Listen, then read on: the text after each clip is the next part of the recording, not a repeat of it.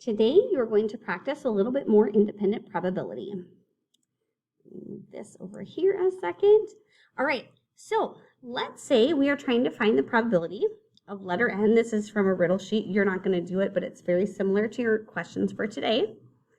Capital P stands for probability. So the probability of spinning a 3. If we're spinning, we're using this spinner here. So the probability of the spinner landing on 3 is one of those 4 numbers. Then, rolling a 4, we're going to roll the die. There's 6 sides on the dice. And of those 6 sides, the number 4 is on one of those sides. So we're going to multiply these fractions, multiply straight across. 1 times 1 is 1. 4 times 6 is 24. So 1/24. That would be very unlikely. All right, getting tails. So we'd be flipping a coin and getting tails. The chances of that is 1/2.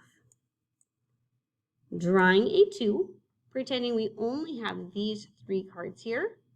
The 2 is one of the 3 cards.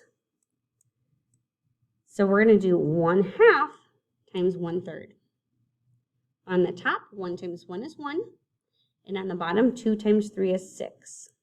So 1/6 would be that final answer. All right, just going to make some space for the next one here. All right, the next one is spinning a 2. So on the dice, 2 would be one of those 4 numbers. And then getting tails would be 1/2. And if we multiply those together, we get 1/8. All right, for this last one, it's rolling a 2 or 3.